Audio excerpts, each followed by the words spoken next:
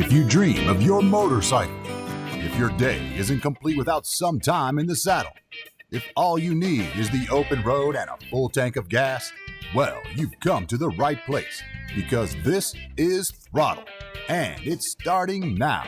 Here's your host, Kevin McKinney. Hello and welcome back to Throttled, everybody. Thank you so much for tuning back in, those of you in the live stream, and for everybody else listening at home.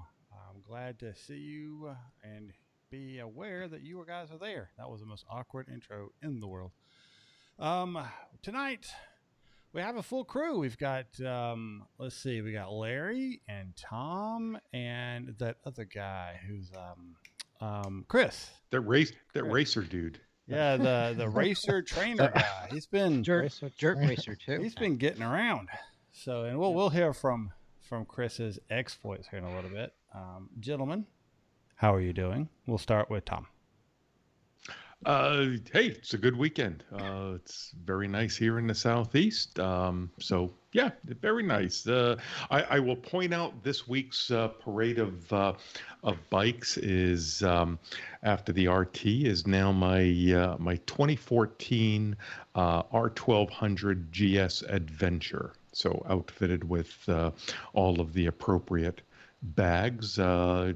Ready to hit the Starbucks. Very nice. All right. What about Chris? How are you? I am doing well. It's good to be with you guys once again. Gotten a little riding today. We could talk about that a little bit later. And yeah, been doing some motorcycle activities. So it's good. I got some things to talk about for a change. And Larry, what's up, man? Hey, it's been a good week here for me. For us, the smoke has receded from my area. The fog bank has come in. Temperatures have gone down. You even had a little bit of drizzle in the mornings. The fires are still going, and I'll talk about it more a little north of me. There's still a lot of smoke, but right where I am is it's been tolerable. So I'm grateful. And what about you, Kevin? I'm doing all right. I'm doing pretty good. Busy work. Part of my job is that we have classes that we teach during the days, and they just make for really long days, and they last for about 8 business days in a row. And so we had that last week, which it's 7:30 to 5:30 every day with like you do get an hour lunch, but it's just you're constantly go. There's not a lot of downtime during those days, and it just wears on you. And so I got another half week of that, and then we got a holiday weekend next weekend, so it'll be a nice long weekend. But let me go ahead and say this now. For those of you in the live stream, there will be no live show Memorial Day weekend. Yeah, I gotta coach, and I don't think I'm gonna make it back in time. This is going to be like a large class. I think there's 8 people. Oh, cool. So we got 8 people on a mid-size range, and those with the hour drive after cleanup and all that stuff just take a while to get through. And this is the first time I've taught at this dealership since it's been bought by another ownership group. So I'm expecting things that the RAM usually does, and since there's not a RAM there, the riding academy manager, I'm expecting things to be slower. So I don't think I'll be back in time for the show. All right, well, maybe we'll talk after the show and see what we can whip up in your absence. Yeah, you 3 get together, and I'm sure y'all have done an excellent job in the past. So Kevin, are you doing that as a solo or with another coach? I'm doing it with another coach that I've never worked with before. Okay. So just curious. Yeah, go ahead. I was going to say I did my first solo last weekend, so it was it's different. It is. It's a lot different. Yeah, I kind of liked it though. There are advantages, but there's more disadvantages than advantages in the long run. But I'm not going to get off on that soapbox because I already called and caused a mess in the ranks of the state program this week. So been a troublemaker. It was good. I felt I got the students really engaged. I mean, at the end of each exercise, I gave them the cards. It was like, here's the reflection questions. You guys talk. I'm going to go play with cones. On some exercises where you had to swipe a lot of cones, I had them come out and help me. So it was fun. Yeah, we're not allowed to let them mess with the cones until after the day is over. So when the last bike stops, they can help clean up. Outside of that, they can't touch it. That's what you're there for. So, but hey, each state does it a little bit differently. And actually, it's not even state by state. I mean, a lot of states have multiple companies that run these things, and they all do it differently. There was no one out there to tell me I couldn't do it, so. Yeah, I have Big Brother in the sky and all these dealerships. So, and they do watch that. And I mean, part of what I'm going to probably start doing is some QAs, going around the state doing one-day QAs, and coaching once a month, maybe doing 1 day of QA and the rest of the month. What's a QA? Quality assurance check. It's basically where we go out there and we make sure that the rider coaches are doing what they're supposed to be doing, and staying within the bounds of the curriculum instead of creating their own program, which has happened. Sort of like an internal affairs. Yeah, well, yeah. I mean, it's just, are you performing? You hear that, Tom? You hearing that, Tom? Well, I won't be QAing Tom. He's in another state. A different state. Yeah. You never know. But if Georgia wanted me to, they could give me a call and I could. Eyes in the sky.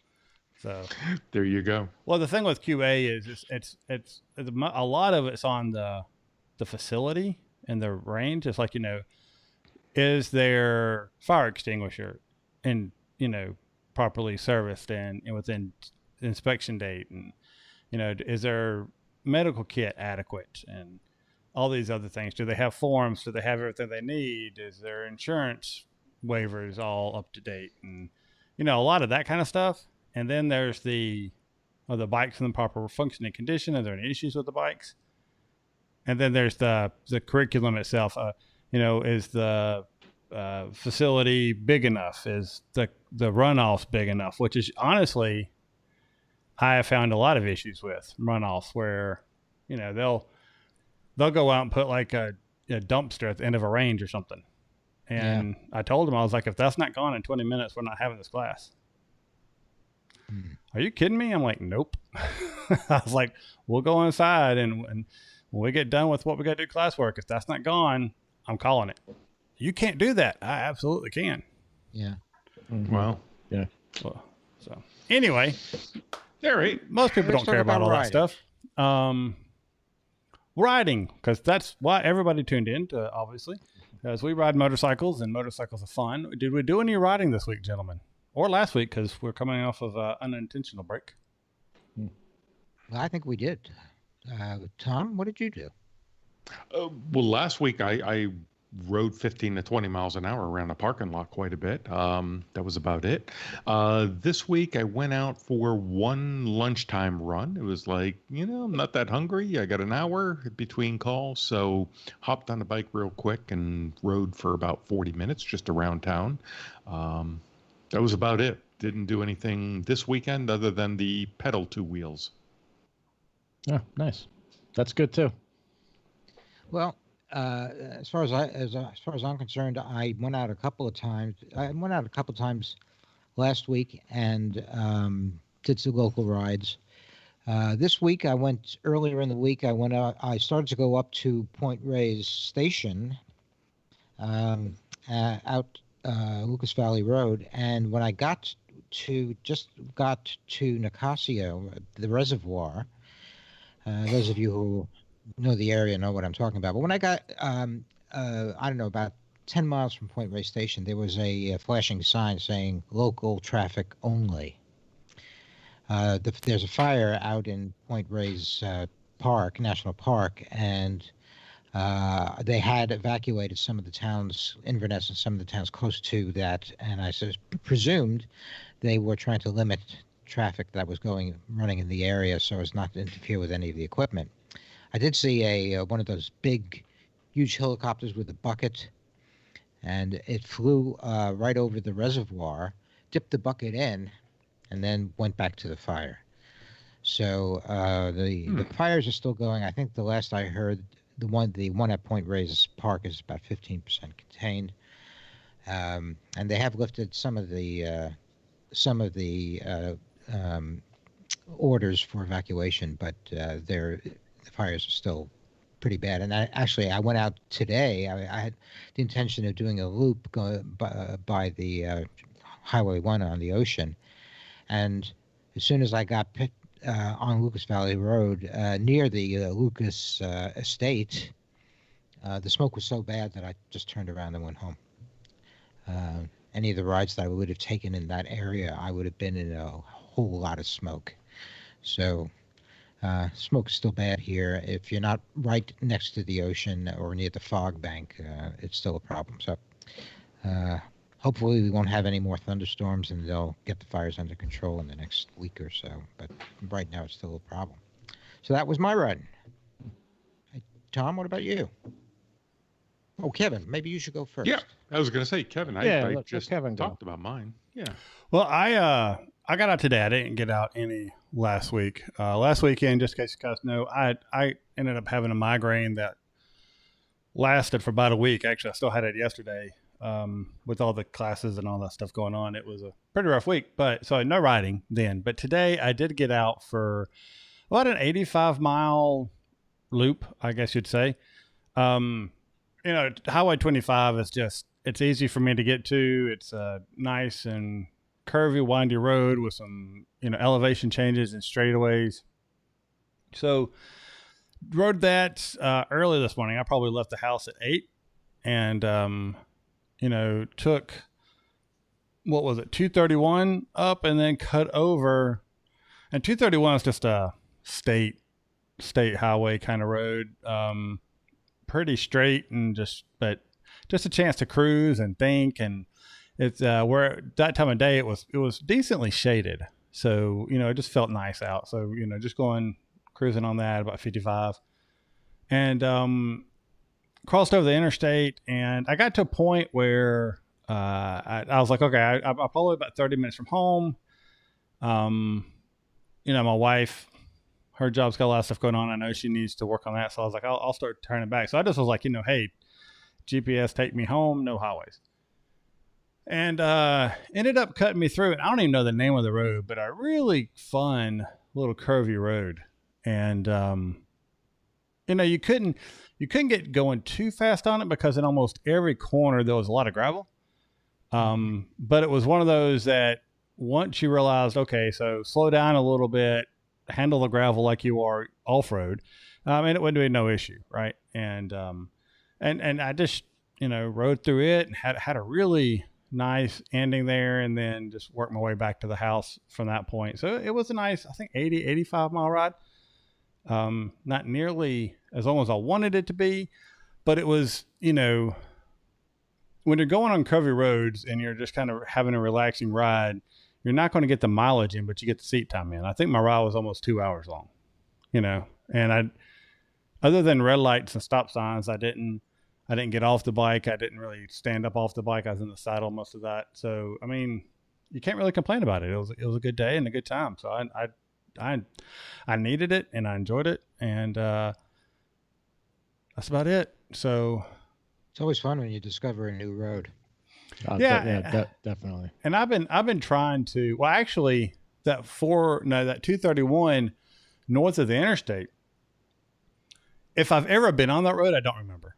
And so I just set it and went and, just kind of curled, it actually, cause it goes uphill and it gets kind of curvy. The uphill portion that I was going over had the passing lane. So you had this big swath of road to play with. I'm not saying somebody did treat it like their own personal racetrack, but it was, no traffic was coming on all my lane changes that I needed to make. So I can assure that. But it was good and a lot of fun. So I'm really glad that I went out today, and especially the fact that I did that because I was planning on doing something else, and I was just like, I just don't want to head back yet. So I extended about 15 more minutes. So who's next? And that brings us to Chris. Chris, Chris. what do you have in All riding? right, Yeah, Chris. So do you want to talk riding first? Do you have riding outside of your adventures? Yeah, a little bit of riding. So Gina and I got in a ride today, which was really nice. Did a lunch ride. Went down to what did we do? Rode down to a county park, Belmont Lake State Park. So we just kind of hung out there a little bit.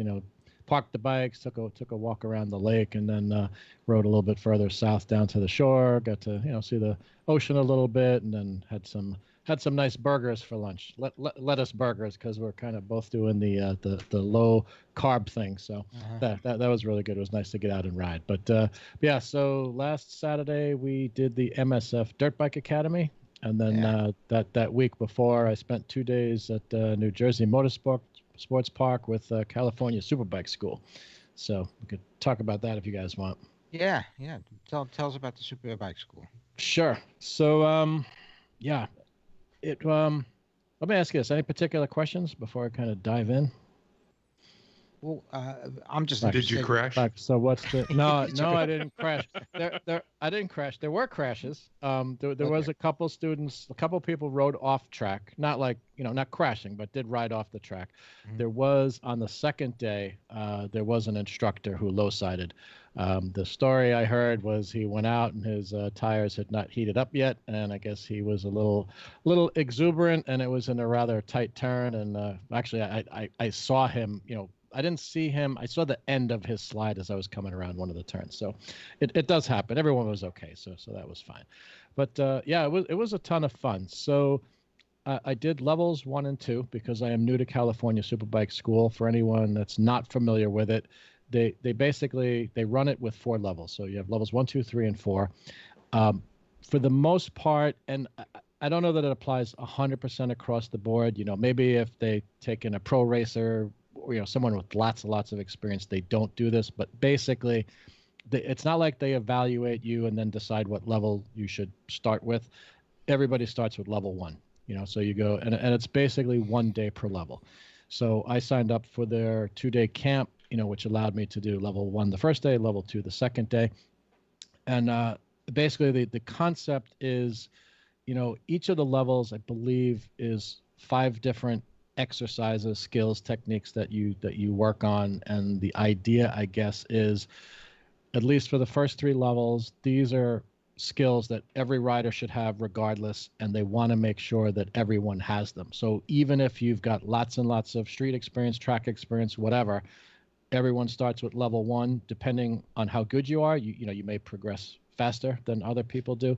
But I think the idea is to make sure everyone has those skills in kind of step by step. So I've seen, some people kind of criticize a little bit that approach, because it's like, well, it's kind of like everyone goes back to the basics kind of thing.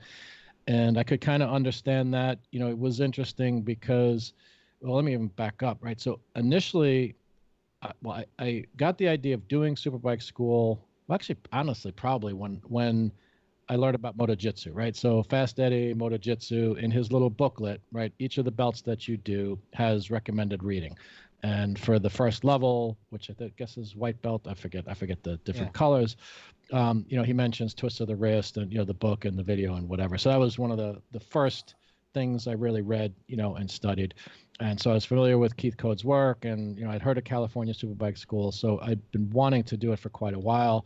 When Gina and I went to the International Motorcycle Show back in December, they had a booth there, and, they had this little show special. If you signed up with them that week, you got, $50 off, of your training package. Now, granted, it's not inexpensive, right? So the 2-day camp, including motorcycle rental, was $2,500. It's $2,550. Because of that little discount, I saved $50. So it was not like a huge savings. It sounds really expensive, but if you kind of break it down, when I've gone up to New York Safety Track, I rented a Ninja 400.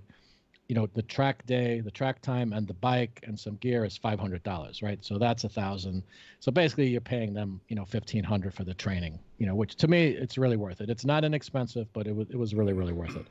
But anyway, so the point I was getting at is I had some experience on the track, because initially this was going to be May. COVID happened.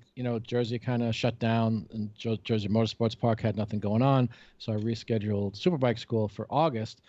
And I wanted to get going. I wanted to do something. I wanted to get on the track. So as I've talked about, I've done now 3 days up at New York Safety Track, which really worked out well because it got me oriented to being on the track. It got me on a 400cc, sport bike before jumping on the 1000cc BMW S1000RR that I rented.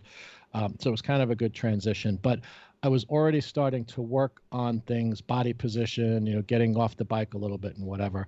And so when I did levels 1 and 2, initially it felt a little bit like a step backwards. So I understand why people, have that comment about the approach. And a part of it, largely it was me, because I had decided before I do this, let me put aside what I've already learned and what I know. Let me just listen to what they have to say, understand their approach, do their drills, like do it the way that they lay things out. Mm-hmm. So in Superbike school, in their approach, you don't worry about body position until level 3. So I'm actually kind of chomping at the bit to do level 3 now. Now, if you're doing, if you're off the bike when you're doing the drills for levels 1 and 2, they're not going to stop you from doing that. But I was like, okay, let me just go step by step, focus on the drill. So level 1, basically, you're working on control of the motorcycle. So they're getting you to learn proper throttle control, proper braking and proper steering inputs. Level 2 is more about vision and learning to look through corners and curves and stuff like that. And evidently level 3, like I said, they talk about the kind of man-machine interface, and that's where they get into body position, among other things. But the thing was, so even though at first I'm like, well, I don't know, I'm probably riding slower than I would if I was like at New York Safety Track and whatnot, there were things that, in doing the drills that they pointed out that one, I either didn't know about or hadn't learned, or just was not doing properly. So one of the drills on the first day is what they call quick turn. And that has to do with basically how much pressure you put when you're counter steering into the turn, how much pressure you're putting on the handlebars. And the thing that they point out, and this was interesting too, was, and this maybe is more related to track riding, where you're trying to get the best lap time, right? You're finding the fastest way around the track. Maybe doesn't apply so much to street riding, but it's not something I had really either picked up or, learned about when I was at Safety Track, is when you're going into a turn, before you tip in, you want to be off the throttle, like fully off the throttle. I'm accustomed to, in some of my riding, I'm still on the gas, depending, it's like you're approaching a corner and it's like, okay, I can be on the throttle as I tip into this. The approach here was, no, I guess because you want to be approaching the turn as fast as you can, right? So you're coming down your straightaway, a straight section or whatever it happens to be, you're getting off the gas, you're getting on the brakes so you can establish your speed for tipping in, but you're basically, even if it may happen quickly, but you're basically off the gas when you're at your turn-in point. And then they talk about what this quick turn is, where basically instead of just kind of slowly getting into the turn, you just really give it smooth, but a nice quick jab, to your steering input, which really gets the bike to lean over. So you get off the gas, because they point out it's easiest to turn the bike when you're off the gas. And then you do this quick turn, which right away puts the bike on the line. Like it just gets the bike into the turn onto the line you want. As soon as you're on the line you want, you start getting on the gas. So that was another thing that, so one was the quick turn I was not familiar with. 2, in listening to Fast Eddie, and I'm not saying he's doing it wrong, maybe I misunderstood him not properly, and I think this is something he got from Yamaha Champions Riding School, and you guys may have heard this concept that you don't get on the gas until you're happy with your speed and your direction. Right. Now that may not be the proper quote, but that's how I remember hearing it. And I always took that like you hit your apex and now you're happy with your speed and direction when you see the exit of the corner and you get on the gas. Well, okay, and maybe that is what they talk about. In this case, you're off the gas, you're ready for your turn, you do your quick turn. As soon as you're on your line, like the line, the ideal curve that's going to hit your apex and hit your exit point, you get on the gas. So you're on the gas a lot sooner. So certainly if you're looking at racing and trying to get the best lap time or whatever, that all that kind of starts to make sense. So anyway, so that was some stuff I hadn't gotten before. And then day 2 at level 2 is really good. Like one of the things they call a 2-step and 3-step, which also I had never really practiced before. 2-step has to do with spotting your turn-in point, and when you're at the turn-in point, looking to spot your apex. But what they get you to do is, as you're approaching your turn-in point, before you hit the turn-in point, once you're confident, you're set up, you're slowing down properly and whatever, and that you're going to hit the turn-in point, you look at your apex. And then just naturally, you do it just all works out that you do the turn-in, and then as soon as you're set for your apex, then your vision goes to your exit of the turn. So you're constantly looking kind of, and this is something they had taught me at Safety Track, like the idea of looking ahead at what you're doing, but no one had made this point of, it's like entry point, and once you know you're going, you look at the next thing. And what that does is it slows everything down, because you've got a much broader view. Instead of just looking right in front of you and the point where you're going to tip in, like you're already looking to the next place that you want to go. And as we all know, the bike goes where you're looking, right? It's funny. I was experimenting with that today, because I don't know, you guys have probably experienced this. You're riding on pavement, kind of a rough road, and there's a pothole or a dip or something that you don't want to go in, and inevitably you go through it. Right now, the reason is you looked at the thing. So I was really practicing today the idea of not looking where I don't want to go, looking where I do want to go, and using this 2-step and 3-step idea where it's really fascinating. Just even on a regular street, I'm going along going, okay, I want to avoid that pothole, so I'm going to go there in between the 2 potholes, looking. I know I'm set for that, and now I'm looking at the next spot that I'm going to go before I've hit that point, and it works beautifully. So as they were going through the various skills, do they say that these they're building your skills for the track, or they make an application to the street, or is there any difference? I mean, they do say, I believe it's not a race school, that they're not teaching you how to race. They make a lot of reference to street riding. And actually, when they show videos and things as examples in the class, it's a mix of some is track and some is street, and they do talk about street riding. So absolutely, much of it is suitable to improve your street riding skills. Like it's not just for someone who wants to do better or go faster on the track. But yeah, good. I was going to say, with the braking and throttle control, did they have you practice any trail braking through the turn? Or into the turn? Towards the end, right? And it actually was interesting, because the first exercise, let me think. I think it was the first session. The first session might have been just orienting to the track, but if it wasn't the first, the second session was going around the track throttle only, no brakes. Which is really interesting, because the whole thing is to learn fine throttle control, be able to, use the throttle appropriately. Towards the end of the day, yes, they did start to get into trail braking. And I'm trying to think, they did mention trail braking, but there was another term they had for it. Basically what it was using the brakes past tip-in is how they referred to it. Right, but that's trail braking. Right? So so you're coming into your turn-in point. You're on the brakes, slowing. You tip in. You're still on the brakes until you're on your line. Once you're on your line, you're off the brakes and on the throttle. And like I learned, that could be well before your apex, which was just an interesting thing, to pick up. Cool. Yeah, and it's cool too. They've got quite an operation. They show up with 2 big tractor trailers, one of which is basically loaded with the bikes. So they come with, I don't know, probably 20. Well, I had bike 26, and there was a couple more. They have at least 30 rental bikes. BMW S1000 RRs, and then the instructor bikes. So that's like another 10 bikes. So they've got like one of these. Like the transporter, it's like one of these big 40-foot rigs or whatever that's got like the 2 levels or whatever. So they load bikes up top, and then they load them down at the bottom. And then the other truck is pretty much everything else. So all the gear, right? Because they provide the gear, suits, helmet if you want, the gloves, they have back protectors, all that stuff.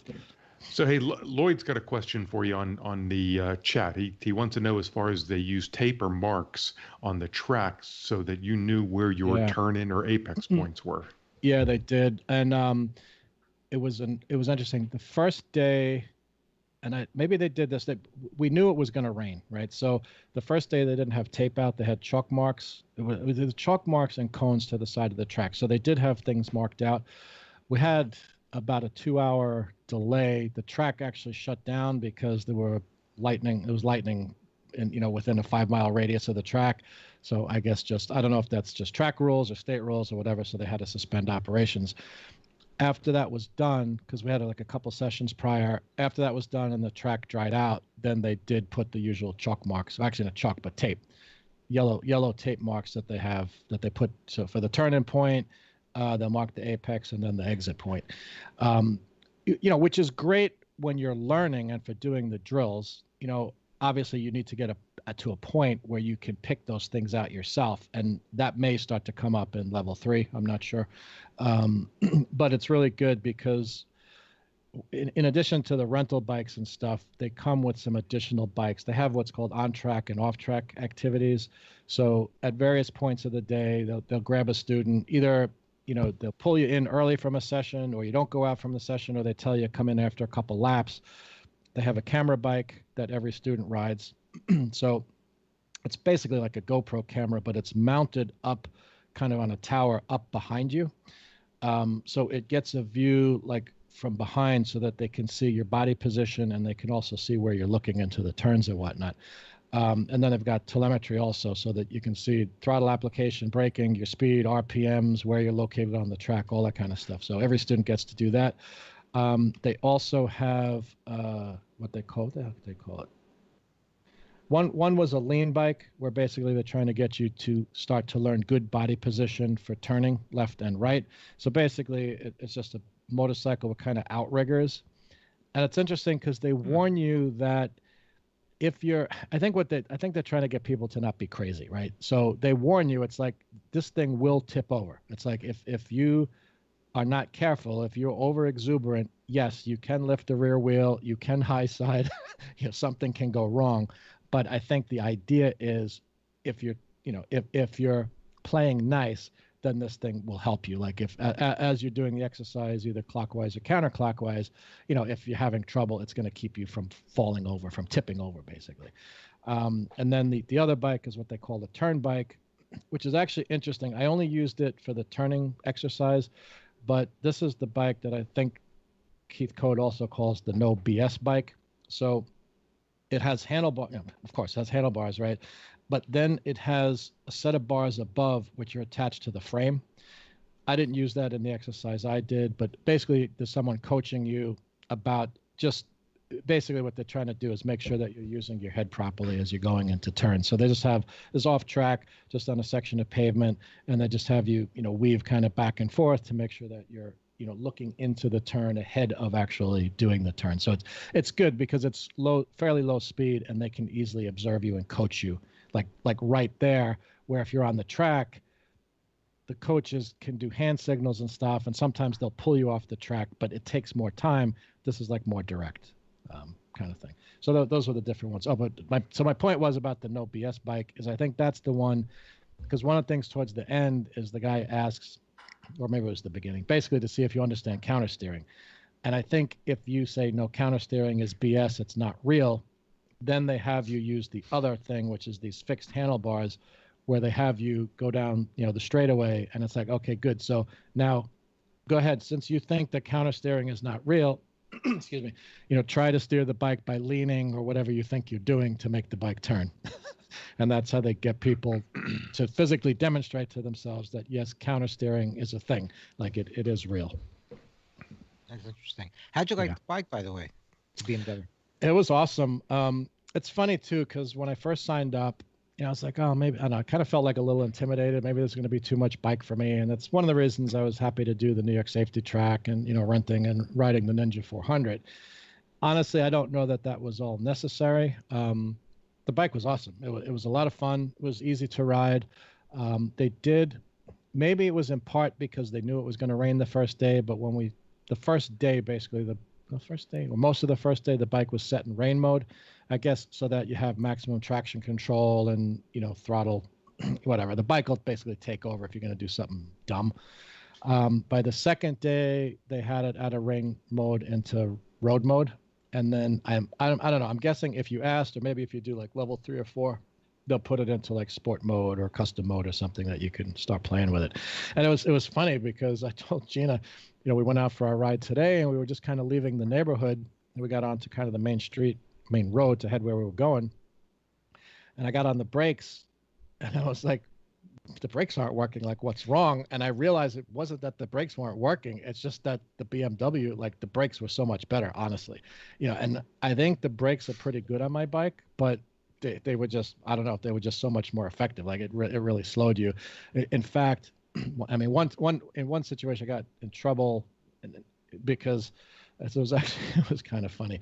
It wasn't on purpose, but because I wasn't yet used to how effective the brakes were, there was a couple times I just grabbed it too hard. Like I grabbed the brakes too quickly and then the nose of the bike dives down. So it was the first day, I think the instructor pulled me off the track. He's like, lift your visor. He goes, and it was good actually the way he handled it. And I think they're all trained, right, to be friendly, but like make a point, be stern when they need to be stern. He's like, Chris, this is a matter of danger. Like I see a dangerous thing happening here, so I have to bring this to your attention. He's like, you're charging into turns and you're just jabbing on the brakes, and if you keep this up, you're going to get yourself in trouble. So we need to back off that. We need to undo what you're doing. We need to get to smoother control, nice smooth use of the throttle and the brakes. Let's get all that down. Let's make sure we're getting our lines, we're hitting our marks. When all that is good, then we'll talk about picking up the pace, picking up the speed so that you're just going faster, doing good technique. So it was good, and again, it wasn't something I was really doing on purpose. I just wasn't accustomed to the controls, but they're concerned, about people getting into trouble and hurting themselves. So, yeah. Wow. Well, it sounds like it was a pretty good weekend. Yeah, it was awesome. Definitely. I definitely recommend it. I definitely want to do 3 and 4. So 3, like I said, is basically kind of man-machine interface and learning how to interface with the bike. So I guess it's, body control, hanging off the bike and that kind of stuff. Level 4 is basically customized each time you do it. So everyone does 1 to 3, and then you do 4 as many times as you want. I don't know. They were talking about a guy there who's done level 4 like 100 times. Like he's evidently well-to-do. He's a surgeon or something, and he's got the money to play. But I guess instead of just going doing track days, he goes and he does his level 4. He gets on the track, he does his thing, and he gets corrected. So I guess they'll evaluate where you are. You go out with the coach. If they figure out where you are, what you need help with, and then they'll customize a program to address whatever you need help with, which could be, revisiting and making sure you really have the drills from levels 1 to 3 in. But I actually saw they've got it's 2 legal size pages, like with, fairly small print, like 8 point print. And it's just like codes and all the different things that a coach may point out that you need to address, like anything from hand position to throttle control to brake control to what you're doing with the bike, your turn-ins, where your body is, so it's very very detailed, I guess. Well, I like the for me, I like the idea that it's sort of street oriented, at least in the beginning, and I'll be interested to see how you're able to employ it, as you were saying, when you do your street riding. Yeah, I mean, I've already noticed it. Just like I said, just riding today. One, thinking about things they said and thinking about the various drills. It's like, am I doing this? Am I doing that? But more importantly, just noticing a positive change. Like, I think I was a decent rider before, but now, like, even more able to control the bike properly. And it's funny too, like how, all these things, to me, like, there's all these aspects of things. Like whatever, we did the Dirt Bike Academy. I haven't ridden off-road, right? That's a whole other thing to learn and master. You've got like Motojitsu and the parking lot drills. And that actually came in handy because there was a situation where, right, these sport bikes, they're very nimble, right? But they don't have like a tight turning radius. And so I was in this situation where I needed to park the bike to have them all lined up after every session. They have a cone, you park by your cone number. But I don't know, there was some guys in the way, and I had to handle getting the bike turned in a very tight situation. And because I know Moto Jitsu and I've done some parking lot practice and I know how to counterweight the bike, I was able to do it where I was watching a lot of the other guys, in my class, and they were duck walking or backing the bike up. Like I didn't have to do that stuff. So there are all these different skills to learn, right? Yeah. So speaking of dirt riding, you did a little of that too, huh? Yeah. So basically, the reason for that I had to. We're probably going to need to handle the dirt school next time, just because we're running a little short on time. So no problemo. Yeah, I don't want to monopolize. Monopolize the thing, but yeah. You are just a student extraordinaire these days. Yeah, it is. It really is. It's been really cool. I mean, I'm fortunate, to have the money to be able to do it and the time. But yeah, so next time we could talk about dirt bike school. All right, so we've got a few emails. One is from Bruce Phillip, and I want to paraphrase a lot of these, just kind of save on some time here. He writes in a few weeks ago, we talked about tribalism in motorcycles and says how much he appreciated our discussion in the latest episode about tribalism. For him, it's one of the biggest barriers to new rider engagement, and it's insidious. He admits that he took a break from our show because we seem to be into gratuitous Harley bashing. And he kind of agrees that throwing shade is an all for fun if you're talking among a group of people, who subscribe to the same rules of engagement. But he honestly don't think it's an acceptable defense for tribalism among strangers online or listeners to a podcast, which I think is fair. Motorcycles are the most subjective things in the world, and he figures any bike that makes someone happy is a cool motorcycle. We agree with you 100% there, Bruce. Debating and criticizing what a motorcycle can and can't do and how often it could have been better is fair game, of course, especially for pseudo journalists like us. I would say that most journalists in the motorcycle world are pseudo journalists because you rarely hear anything negative anymore about bikes. I gotta say there, here's a bike and here's some advertising dollars. Give us a review. Wonder how that review is going to turn out. And he goes on, and he comes back and says, don't worry, still a listener, and everything. So Bruce, obviously, thanks so much for still listening. And we really appreciate you writing in. There's a great point to make. All right, I got to switch tabs here. We should mention that Bruce has his own podcast, a monthly podcast about why we ride. Mm-hmm. And, it's a pretty good thing to listen to, too. Yes. I've got to get back on listening to shows. I never get a chance to. All right. D. Duckert writes in, Larry is right on the loud pipes issue. I really enjoy hearing this well-reasoned and articulate argument on this. I also find it amusing that the same folks who would suggest that loud pipes saves lives are all for wearing all black color gear and no helmet.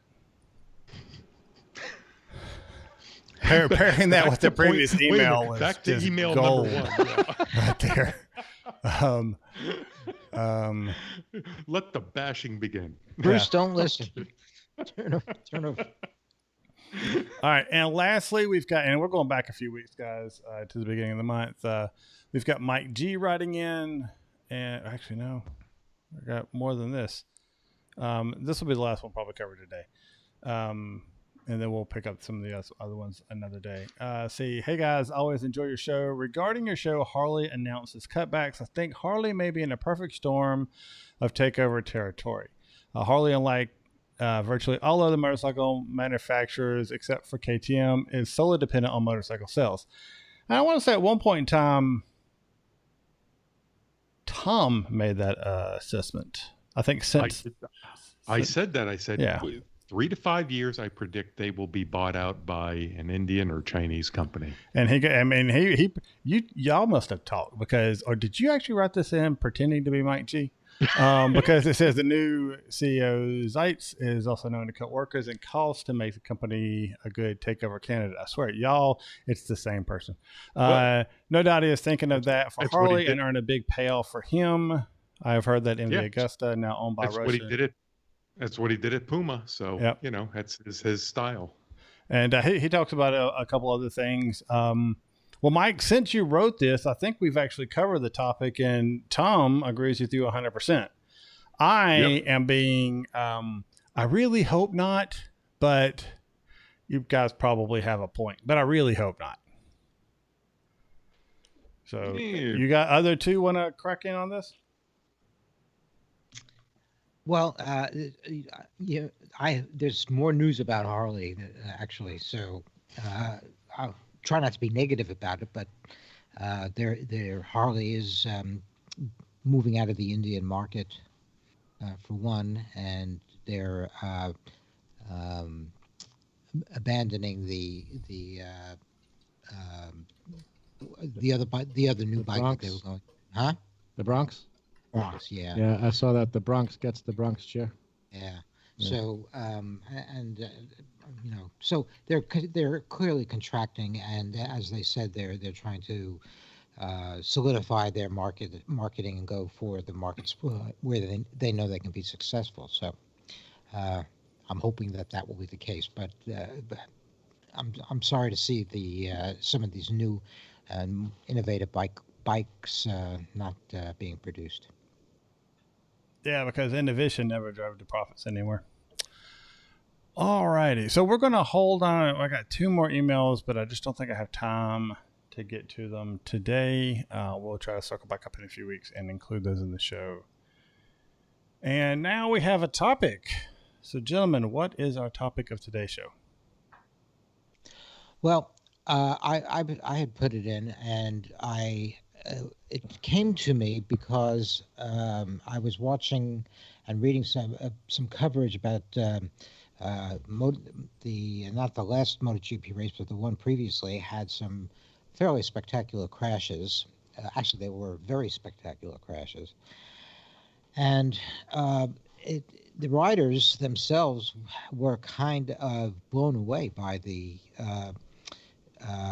closeness to really severe injury or even death that these accidents had the potential for. Fortunately, the worst thing that happened, I think, was a broken scapula. It was miraculous that they all escaped without serious injury. But some people were asking them about how they feel about the dangers of riding, and most of them, the ones who were involved in this said, yeah, it really kind of shook them for a little bit, but then, that's a part of racing, and they go on. But then some of the commentators were talking about how, for them, the danger and the possibility of accidents in racing is one of the things that attracts them to watching it, and also they talked about how even riding, for not all of them, but some of them, riding appeals to them because it's dangerous, or it can be dangerous. And so that raised for me a question that I wondered what people thought about, which is, how much of riding, the appeal of riding has to do with the dangerousness of it, and how much of watching racing, the appeal of the racing has to do with the danger inherent in the racing. You look at Isle of Man TT, where somebody gets killed almost every year. That's very dangerous racing. So I don't know. What do you guys think? How much of the appeal of riding and racing has to do with the danger?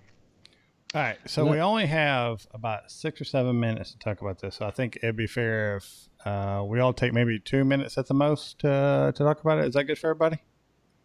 Sure. Okay. Sure. All right. And since I've already got the mic, I'll go ahead and go first. Mine's going to be pretty quick, I think. Shocker, I know, right? But, as far as for me, my personal thing is riding. I don't ride because it's dangerous. I don't get anything out of it because it's dangerous. There's an endorphin rush. I'm not going to say that there's not, but it's not from the danger. It's from the connection of what I'm doing and to me, right? And even off-road, it's not from the danger. It's from the connection between me and the machine And I will admit, there's a lot more adrenaline for me off road right now because I'm probably. I mean, I'm really not a good dirt rider or off road rider at all. And I don't pretend to be. You'd think I'd be better for the amount of time I've put into it. But I come off of it at the end of the day, and I have a big a big smile on my face. That's fun. It's the same as roller coasters. Roller coasters aren't dangerous. They're some of the safest activities to do in the world, but they give you a rush, right? Racing. I don't know because I don't race. I haven't raced. I think a lot of it is that the same connection, but then there's that competitive drive to win, to push yourself. And some people really do that, right? And the dangers is, it's not because it's dangerous that I think they do it. I think they do it because that's what they want to do. And as far as the fans go, which I think is the third thing that you said, watching it. Yeah, a lot of people watch racing for the crashes. I mean, the reason Talladega is so famous is because usually there is a massive wreck every year, every race. And that draws people in because they want to see the carnage. And it is how some people view it. Other people like it because going left is more appealing than going right, apparently. So, fun jab. Anyway, so that's what I think. All right, Tom, what do you say? Well, mine, I guess, is somewhat easy. I don't, from the racing standpoint, I'll start there. I don't watch any racing. It just has no appeal to me to watch people go around the track. So I don't, doesn't matter whether they're crashing or not crashing or whatever, any type of racing, whether it's car or bike. I just doesn't do anything for me. I want to go out and do it rather than watch it on TV. As far as the riding, I'll agree with Kevin. I get an adrenaline rush if sometimes I'm out for an easy ride, but if I am attacking a particularly twisty road and really going at it, that's an adrenaline rush. I am always very cognizant of the danger that biking has, and very cognizant and aware of that when I get home from that ride today, that I've gotten back home safely. It is many, many more times dangerous than being in a car. You accept that risk for that hobby or sport, whatever you want to call it. So, it's always in the back of my mind, but I have mitigation factors as far as either skill or gear that I'm wearing that I'm willing to accept. But you don't think that part of the rush you were talking about has to do with the potential danger? Yeah, it probably does. When I lived in Florida and I used to scuba dive and I'd do wreck dives and then go into the wrecks, part of that is, there was a little bit more danger as you delve and go further into a wreck. You're taking chances that you normally wouldn't. Again, had the equipment, the training skills to do what I was doing, but I guess that was a little bit of the appeal. Sure. And Chris, what do you think? So regarding the racing thing, that's something I've heard people say that, people watch racing because they want to see the wrecks and the accidents and stuff. And, I will admit, if there is an accident or something, it gets my attention. But honestly, for me as a race fan, I find wrecks to be annoying because, generally it interrupts what's going on. And I don't mean just annoying for me personally. One, because, I enjoy watching it. Used to be car racing. Now it's motorcycle racing. I don't want to see the people doing it get hurt. That's the primary thing. But then there's the thing of it you just see this race unfolding in front of your eyes. And then if it's a bad wreck, it's a red flag and it stops and everybody goes to the pits. And it's like, wow, that's kind of messed up. So to me, it's not part of the entertainment. It's actually, it's a necessary evil that kind of goes along with it. As far the personal part of riding, like I don't ride because of the danger. I ride despite the danger.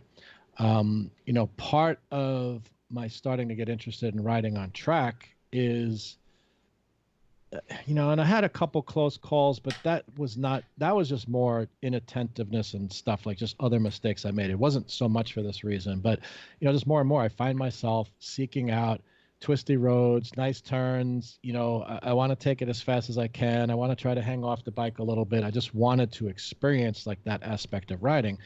And that's why I was like, the place for that is the track. And that's kind of the thing, here. And when I talk to people and on my podcast, that's the thing that I advocated. Like, if you want to experience that, the place to do it is on the track. Now, when you talk track, and it has not happened to me yet, but I've talked to enough people on my podcast and otherwise to know, and I'm actually interesting to see, Rodney and Lloyd, I think, will agree with this, that pretty much riding track, and whether it's track days or racing, equals crashing. Like it just goes together, right? And it's a reason that you're even more careful about the gear and stuff that you ride, the gear and stuff that you wear. It was interesting talking to Kyle Wyman. I think he's 29 years old now, right? He's had 19 surgeries because of racing accidents, injuries and stuff because of racing accidents. This guy, Manny Bastos, I just interviewed recently. He does the Riders Academy, New York Safety Track. Great guy. I've learned a lot from him. He was telling me he just crashed last weekend. So it's like, and that's to me why it's like, when you're ready for that, like Fast Eddie and all these guys say, or even, who's the other guy? MC Rider, right? You're riding on the street, keep it at whatever, 6/10, 7/10 of your ability and what the conditions allow, because you don't want to get into a situation on the street. If you want to get that last bunch of tenths, go to the track. That's where people push it to 10 tenths, 11 tenths, and that's when you wreck, kind of thing. So, yeah, so I guess that's kind of where I'm at. Yeah, I thinking about the track. It just seems to me, well, you see that the riders are pushing their bikes right to the edge, of loss of control, and that's part of the skill. Their skill is in doing that, riding a bike and twisting every possible ounce of performance out of it, and that's what I admire about them doing it. Absolutely. I can't say that the possibility of them having an accident or going down doesn't make the part of the watching it more exciting. But if there was some way to have them go down and bounce up and not have any possibility of injury, that wouldn't detract from me at all from the sport. And in terms of my own personal riding, if I could remove every ounce of dangerousness from riding, I would still enjoy it, because, as Kevin was saying, I enjoy the sensation of riding and the connected sense that you get with the environment, and that would be there if you could take away all of the dangerousness of riding. So for me, that's the appeal of riding. It doesn't have to do with the danger at all. But we're getting close to the being out of time today, Kev. Maybe we can do the report on the racing next week. Or in 2 weeks. It'll be in 2 weeks. Well, maybe we may be able to do it. Oh, okay, yeah. All right, so we'll push the paddock off until the next show, and they'll have a extra large paddock. Chris, you're gonna be able to join them on that, you think? I should be able to. Yeah, next weekend. Right, so that's pretty good. That'll be one where we're not live. Like I said, next week, Memorial Day weekend, we will not have a live show for you guys on the stream that came in late. But we'll get your paddock caught up for you then. We'll try to record it. Yeah. Yeah. And so let's go ahead and start wrapping up. Go ahead. Yeah, actually, sorry, before we wrap up, there was 2 comments from Rodney and Lloyd I just wanted to read on this topic, because I think they're very, they pertain to what we're talking about here. So Rodney mentioned, he said, personally, his cue to tone back on street riding is when he starts getting close to the lines, marking the lanes. Yeah. Which I think, right, you're using all your lane, all your track. He says he wants to use the middle 2/3. So I think that's a good, if you're starting to push beyond that, go do a track day. And then Lloyd mentioned, if you want to race to win, you're going to crash. I mean, I agree with that. You see it all the time. He said he tried it for 1 year on pocket bikes, which sounds like fun, by the way.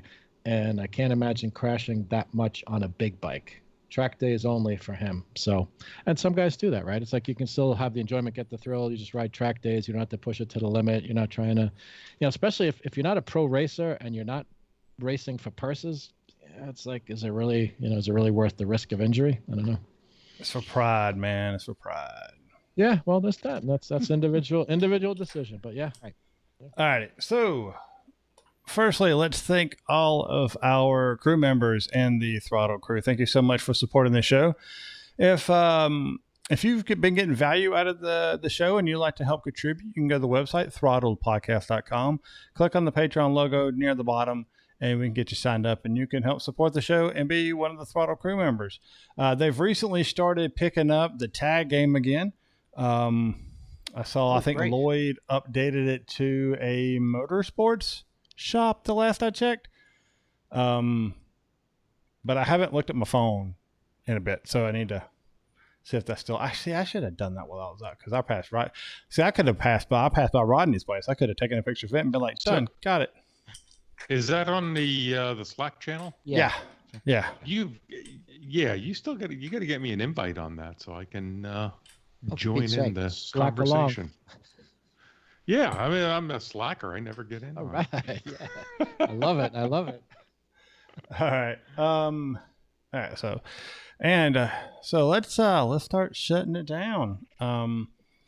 Again, we thank everybody for being on the show. We know that a lot of you tune in every Sunday, and we really appreciate it. You guys are a blast always in the chat.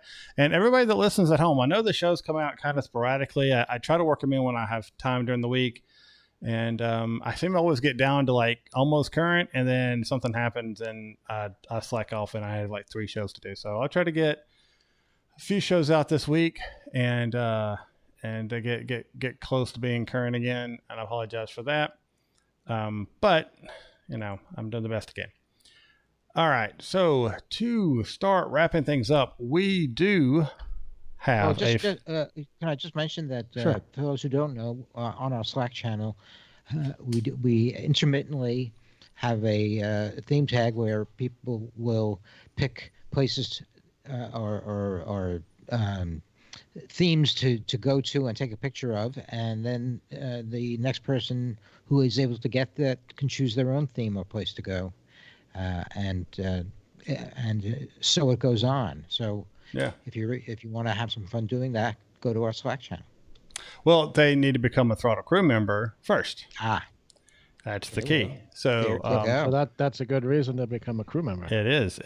And, I mean, it's not one of those Slack channels that goes off all the time. It's usually somebody's like, hey, I've got a question, or hey, have you guys seen this? And we chat about it for a while, then we all go back to our lives for a few days. It's really a nicely paced social environment to where you don't have to check it all the time. And, Right. And it's easy to catch up. Like if you haven't been in a day or two, like Yeah. you can see what's going on, as opposed to like there's certain things that just blow up and it's just like you don't bother reading the messages. and then you lose interest because you don't know what's going on, and it Right, slowly right, dies. right. So we've got a nice casual pace that you can work into your day. All right. So we are on Twitter at Throttle Show, Instagram Throttle Show, and Facebook Throttle Podcast. We are live most Sundays at 7:30 Central, 5:30 Pacific, with the exception of next week. And really hope that you decide to join us live. We broadcast on YouTube, and what we do is about 15 minutes before the show starts, we throw the link up. We start the stream and throw the link up on Facebook and Twitter. And then that really gives you time to get your waters, your beverages of whatever type, and get back and use the restroom and join us, because we're doing the same thing. And, we start the show back. As you heard today, we do feedback. We love feedback. Feedback at throttledpodcast.com, or go to the website, throttledpodcast.com, click on the contact tab, fill that out, and we get it in the same mailbox. So I really hope that you guys send us some feedback. We love getting it, good, bad, or indifferent. All right, gentlemen, sign off time. And let's see, Tom went first earlier, so I'll let Chris go first. All right. So it's been a ton of fun hanging out with you gentlemen, and everyone who's been watching live. Thank you everyone for joining. It's been really cool. If you don't mind, Kevin, I'm just going to throw a quick little plug in here for anyone who's familiar with sport bike track gear. Brian and Max Van, I'm going to be interviewing them on Wednesday of this week. They're actually Max Van, the young, he's like 16 years old, is going to start racing in Motor America this season. So Wow. Gonna talk about their racing program. So I thought that should be a lot of fun. But yeah, everyone, enjoy the week. It's been pretty hot here in Long Island. Like August is usually kind of the hot wicked one, but it's not too bad now. Starting to cool off, so definitely get out and ride. And I'm a big proponent, a la Fast Eddie and Moto Jitsu. Keep educating yourself, keep building your skills. So whatever you're doing, keep reading, doing courses. Doesn't have to be expensive stuff. Doesn't have to be Superbike school, but just keep building your skills and practicing and training and enjoy your riding and stay as safe as you can. There you go. Larry. Well, I agree with everything that people said. Get out and ride, and make sure that you're safe. Tom? Yeah, everybody have a good week. It was a fun little show, very informative from Chris with the Superbike School. Really enjoyed that. So I'm going to go back to one of my older sayings as far as, go ride. Don't treat it like a toy. It's transportation too. So have fun on it. There you go. Cool. All right, everybody in the live chat, thank you so much for being here. We'll see y'all in 2 weeks. And everybody in podcast world, we'll have a show out for you right after this one.